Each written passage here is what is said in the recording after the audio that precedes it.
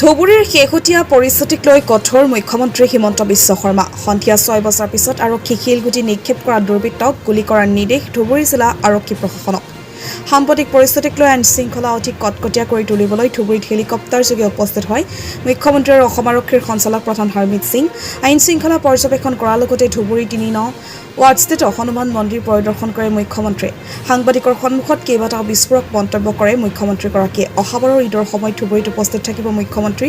পৰিজনত মন্দিৰত নৈশ যাপন কৰিব মুখ্যমন্ত্ৰীগৰাকী, এই বুলি মন্তব্য কৰে।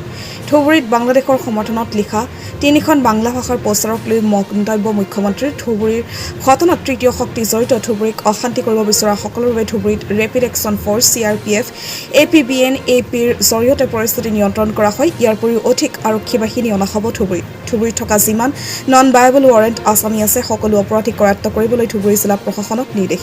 এইবাৰ ঈদত পূৰ্বৰ তুলনাত পশ্চিমবংগৰ পৰা অধিক গৰু আহিছে আৰু কোনে অধিক গৰু আনিছে সিহঁতৰ বিৰুদ্ধে ব্যৱস্থা লোৱা হ'ব। ধুবুৰীত বিগত 7 দিন ধৰি বাংলাদেশৰ মৌলবাদী দলে এটা সক্ৰিয় হৈ আছে। বাংলাদেশৰ যি পলিটিকেল ডেভেলপমেণ্ট হৈছে আৰু আমাৰ ৰাজ্যতো কিছুমান পলিটিকেল ডেভেলপমেণ্ট হৈ আছে, যাৰ পৰা এছাম ধৰ্মীয় উগ্ৰপন্থী মনোভাৱৰ লোক এটা নতুনকৈ তেওঁলোকে প্ৰাণ পাই উঠা আমি দেখা পাইছোঁ। ছ'চিয়েল মিডিয়াতো এনেকুৱা মানুহ দেখিব আৰু বাস্তৱ জীৱনতো দেখিব। আৰু যোৱা 7 দিন ধৰি ধুবুৰীত যিখিনি ঘটনা হৈ আছে সেইখিনি অত্যন্ত নিন্দনীয় আৰু গৰ্হিত। এইটো এটা হনুমান মন্দিৰ। প্ৰথম দিনা ইয়াৰ সন্মুখত গৰুৰ কাটা মূৰ এটা থোৱা হৈছে আৰু শান্তি কমিটি পিছ কমিটি হোৱাৰ পিছতো নেক্সট আকৌ গৰুৰ মূৰ থৈ গৈছে।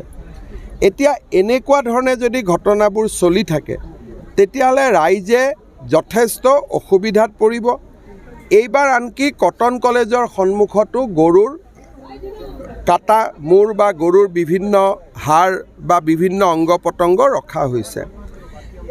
গৰু কুৰবানীৰ কাৰণে অনা হয়, গৰু ৱেপনাইজ কৰিবৰ কাৰণে অনা নহয়। এতিয়া একচাম লোকে ভাবে যে এই জেগাটোত যদি মই বাৰে বাৰে গৰুৰ মাংস আনি থাকোঁ তেতিয়াহ'লে মানুহটোৰ পৰা হিন্দু মানুহখিনিয়ে মাটি বিক্ৰী কৰি গুচি যাব। Target number 1। দ্বিতীয়তে ধুবুৰীত ইয়াতে নবীন বাংলা বুলি এটা এক্সট্ৰিমিষ্ট গ্ৰুপ হওক বা যি গ্ৰুপৰ হওক তেওঁলোকৰ নামত বহুত পোষ্টাৰিং হৈছে। আনকি ডিচিৰ ঘৰৰ সন্মুখতো তেওঁলোকে পোষ্টাৰিং কৰিছে। গতিকে ধুবুৰীৰ ঘটনাখিনিক আমি ছিৰিয়াছলি লৈছোঁ।